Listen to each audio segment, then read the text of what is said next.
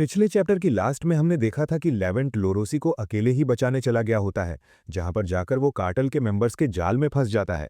अब इस चैप्टर की शुरुआत में हमें यूजीन के घर का सीन दिखाया जाता है, जहां यूजीन एक विंडो के पास खड़ा होता है और अपने मन में लेवेंट के बारे में सोच रहा होता है कि मैं उस टाइम कुछ ज्यादा ही गुस्से में था, इसलिए मैंने लेवेंट को बहुत कुछ उल्टा सीधा बोल दिया। मुझे ऐसा बिल्कुल नहीं करना चाहिए था। तभी उसके पीछे से हैवीनथन कहती है, यूजीन जरा यहाँ आओ, लगता है कि मेरे एक पपेट ने कार्टेल के बेस को ढूंढ लिया है। ये सुनकर यूजीन उसके पास जाते हुए पूछता है, क्या सच में? आखिर उनका बेस कहाँ पर है? तब हैवीनाथन कहती है, मुझे खुद नहीं पता, क्योंकि ये सब बात नहीं कर सकते। इसके बाद यूजीन को एक पपेट देते हुए कहती है, अगर तुम इसे फॉलो करोगे तो तुम उनकी बेस तक पहुंच जाओगे। और हमें दिखाया जाता है वो पपेट बस ब्यू ब्यू कर रहा होता है, जिसे देखकर यूजीन कहता है, ये तो क्यूट है, और उसे अपने कंधे पर बिठा लेता है। तभी हैवीनाथन कहती है, तो अब तुम क्या करने वाले हो? क्या तुम सभी के साथ मिलकर वहां पर अटैक करने वाले हो? हैवीनाथन की बात सुनकर यूजीन को लेवेंट की बात याद आ जाती है, जब उसने कहा था कि तुम इसमें दूसरों को इन्वॉल्व करके उन्हें भी प्रॉब्लम में डाल दोगे। उस बात को याद करके यूजीन अपने मन में कहता है, शायद लेवेंट ने सही कहा था। इसके बाद हैवीनाथन से कहता है, मैं अकेले ही जाने वाला हूं, लेकिन अगर मैं कल सुबह तक वापस नहीं आया तो फेलिविया के मेन हाउस से कांटेक्ट कर लेना। ये बात सुनकर उसकी साइड में खड़ी सुनबे थोड़ा चिढ़ते हुए कहती है, मैंने कहा ना हम साथ जाने वाले हैं। आगे बहुत गुस्से में कहती है, चलो उन कमीनों को दिखाते हैं कि किसी के बिजनेस पर जबरदस्ती कब्जा करने पर उनके साथ क्या हो सकता है। सुनबे को इतने गुस्से में देखकर यूजीन भी घबरा जाता है। इसके बाद हमें दिखाया जाता है वो चूहे जैसा दिखने वाला पपेट ब्यूं ब्यूं करता हुआ यूजीन के आगे आगे बहुत तेजी से भाग रहा होता है, जिसके पीछे पीछे यूजीन दौड़ता हुआ कहता है, अरे थोड़ा धीरे चलो। लेकिन वो चूहा यूजीन की बात को नहीं मानता और कुछ समय बाद थक जाता है, जिसे यूजीन अपने हाथ में उठाकर कहता है, मैंने कहा था ना धीरे चलो। तभी सुनबे उस पपेट को घूरते हुए कहती है, क्या ज़ॉम्बीज़ भी थकते हैं? और ये सीवर इतना ज़्यादा बड़ा और कॉम्प्लिकेटेड क्यों है? तब यूजीन कहता है, बिना बियों के हम इस जगह को तो ढूंढ ही नहीं पाते। और हमें बताया जाता है, इस समय वो लोग कार्टेल की एरिया में पहुंच चुके होते हैं। तभी सुनबे कहती है, चलो थोड़ा आराम कर लेते हैं। यूजीन भी इस बात के लिए मान जाता है और वो दोनों उस चूहे के साथ वहीं पर बैठकर आराम करने लगते हैं। इसके बाद यूजीन सुनबे से पूछता है, देखो ये खतरनाक हो सकता है, क्या तुम अभी भी मेरे साथ जाने वाली हो? तब सुनबे मुंह बनाते हुए कहती है, क्या डेंजर? आखिर तुम्हें क्या लगता है मैं हूं कौन? इसके बाद अपने बचपन की कहानी बताते हुए कहती है, तुम्हें पता है जब मैं सिर्फ 5 साल की थी तो मैं अकेले ही एक पोलर बियर को हंट करने के लिए चली गई थी, और तुम्हें लगता है कि ये कुछ बेवकूफ लोग मुझे नुकसान पहुंचा सकते हैं? उसकी ऐसी बात सुनकर यूजीन चौंक जाता है और अपने मन में कहता है, तुम्हें सच में नहीं पता कि इंसान जानवरों से ज्यादा खतरनाक होते हैं? आगे हेजिटेट करते हुए कहता है, मैं मानता हूं कि तुम बहादुर हो, लेकिन तुम्हें तो पता ही है कि ये लोग थोड़ा पागल हैं, और तो और बहुत ज्यादा स्ट्रांग भी। ये कहना भी गलत नहीं होगा कि फेलिविया की आर्मी में भी ऐसे बहुत कम ही लोग देखने को मिलते हैं, और अगर उन्होंने एक साथ मिलकर हमारे ऊपर अटैक कर दिया तो मैं इस बात की गारंटी भी नहीं दे सकता कि हम वहां से बच के भाग पाएंगे। ये बात सुनकर सुनबे एकदम अनएक्सपेक्टेड जवाब देती है, तब तो तुम्हें मेरी और भी ज्यादा जरूरत है।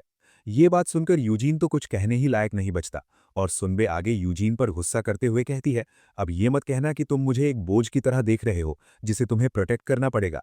सुनबे के इतने डरावने रूप को देखकर यूजीन अपनी नजरें छुपाते हुए कहता है, न नहीं, मेरा मतलब ये नहीं था। तब सुनबे कहती है, तो क्या है? तभी यूजीन को कुछ खिंचने की आवाज सुनाई देती है, जिससे वो तुरंत अलर्ट हो जाता है। तभी उनकी ओर एक बहुत खतरनाक अटैक आने लगता है, जिसे यूजीन महसूस कर लेता है और सुनबे को धक्का देकर वहां से हटा देता है और खुद भी पीछे हट जाता है, जिससे वो लोग उस अटैक से बाल बाल बच जाते हैं। उस अटैक को देखकर सुनबे कहती है, आखिर अभी अभी हमारे पास से क्या गुजरा है? दूसरी तरफ यूजीन बहुत सीरियस हो जाता है और अपने मन में कहता है, एक लॉन्ग रेंज अटैक, आखिर ये कहां से आया? तभी सुनबे कहती है, ये तो थ्रोइंग नाइफ्स हैं जिनसे हमारे ऊपर अटैक हुआ है। तभी अंधेरे में से बंटा निकलते हुए कहता है, क्या ये इंप्रेसिव नहीं है? मेरी स्किन लगभग 1000 पाउंड से भी ज्यादा इलास्टिक है, जिसकी वजह से वो नाइफ की स्पीड एक नॉर्मल एरो से 10 गुना ज्यादा थी। और इसी के साथ साथ वो अपनी स्किन को खींचकर शो ऑफ करते हुए कहता है, मुझे तो विश्वास ही नहीं हो रहा तुम लोगों ने उसे डॉज कर लिया। इसके बाद हमें बंटा की एबिलिटी के बारे में बताया जाता है, जो हाई इलास्टिक स्किन होती है। इन सब बातों को सुनकर सुनबे चिढ़ते हुए कहती है, क्या उसने अपने चेहरे की स्किन से उन नाइफ्स को शूट किया था? लेकिन यूजीन इस अजीबोगरीब एबिलिटी को देखकर बहुत ज्यादा कंफ्यूज होता है। तभी अचानक से उनके पीछे डॉनबो आ जाता है और कहता है, तुम लोगों ने हमें इस कॉम्प्लेक्स सीवर सिस्टम में भी ढूंढ लिया, इसका मतलब जरूर किसी ने हमारी इंफॉर्मेशन को लीक किया है। वहीं अचानक से उसे अपने पीछे देखकर यूजीन और सुनबे चौंक जाते हैं। इसके बाद डॉनबो आगे कहता है, मेरे 680 ब्लड शुगर लेवल यानी 680 आईक्यू के साथ मैं ये बता सकता हूँ कि वो गद्दार कोई और नहीं, ज़रूर एल गाटो ही होगा।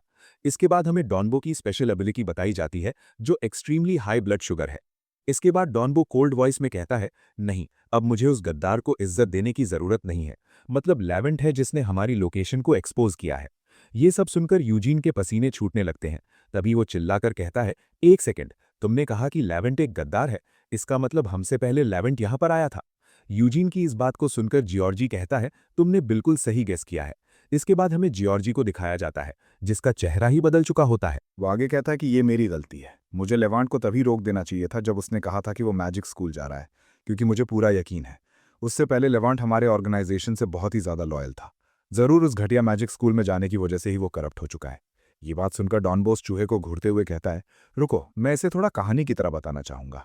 और कहता है, एक बार एक फीलीज जो लाइट का फॉलोवर था, वो El Gato a man of shadow बन गया।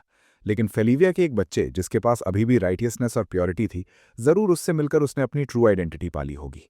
ये कहकर वो उस चूहे को मसल कर मार देता है। लेकिन उसके बाद ये सुनकर यूजीन को याद आता है कि उसने लेवांट को कितना ज़्यादा बुरा भला कहा था। ये बात याद करके यूजीन बहुत ही ज़्यादा गिल्ट में डूब जाता है और अपने मन में कहता है, वो यहाँ अकेले इसलिए आया क्योंकि मैंने उसे वो सब बोला था। तभी यूजीन के साइड से सुनबे कहती है, आखिर ये तुम क्या बकवास कर रहे हो, और इस समय हम लेवांट के बारे में बात क्यों कर रहे हैं? तब बेंटा कहता है, क्या तुम्हें अपने फ्रेंड के सिचुएशन के बारे में भी नहीं पता?